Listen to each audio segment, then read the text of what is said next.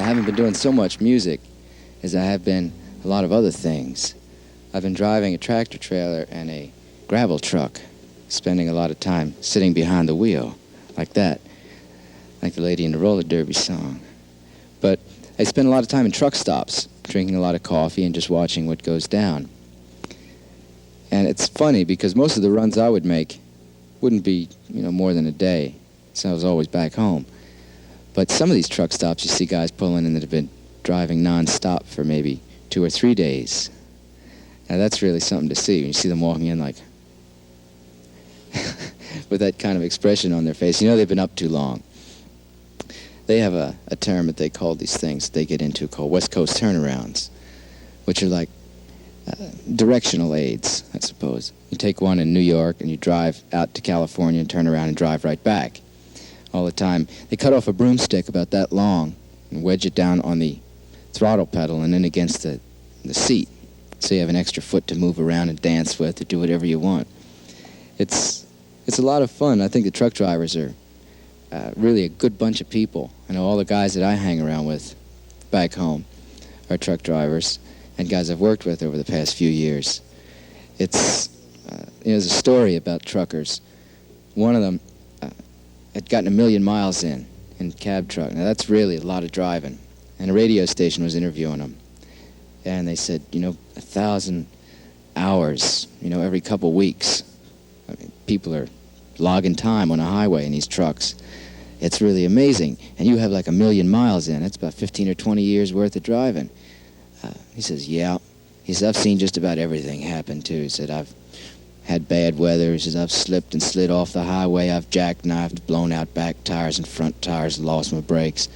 The radio station guy said, he said, let me just set up a situation so the people out there will know what kind of nerves and quick reflexes you guys all have.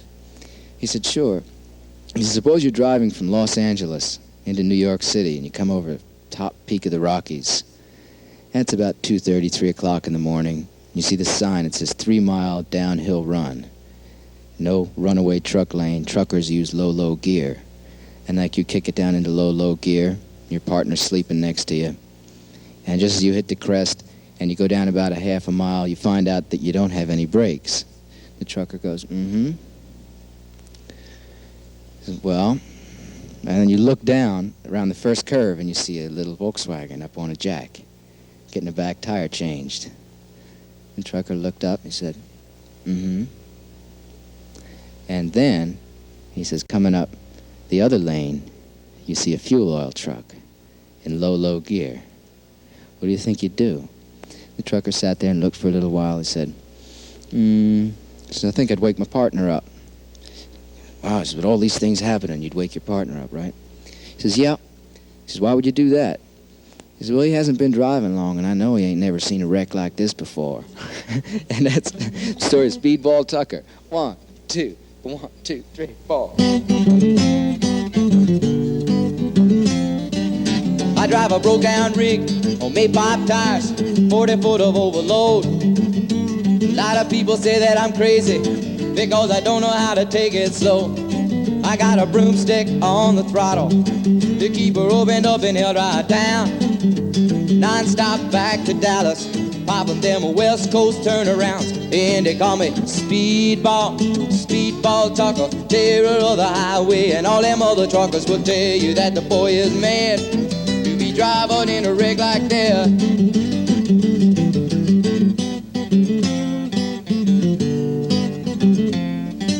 You know the rain may blow, the snow may snow, and the turnpikes they may freeze, but they don't bother old Speedball. He going any dang way he please. He got his broomstick on the throttle to keep his throttle full of dancing round, with a cup full of cold black coffee and a pocket full of West Coast turnarounds. And they call him Speedball, Speedball Tucker, terror of the highway. And all them other truckers will tell you that the boy is mad to be driving in a rig like that.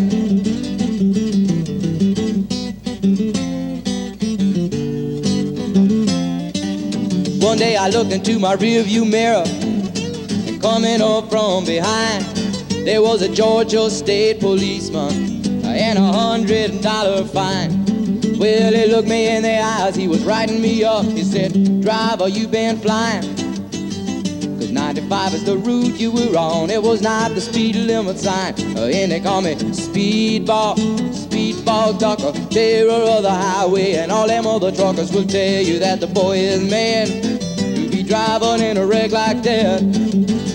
Yeah, they call me Speedball, Speedball Tucker, terror of the highway. And all them other truckers will tell you that the boy is mad to be driving in a wreck like that.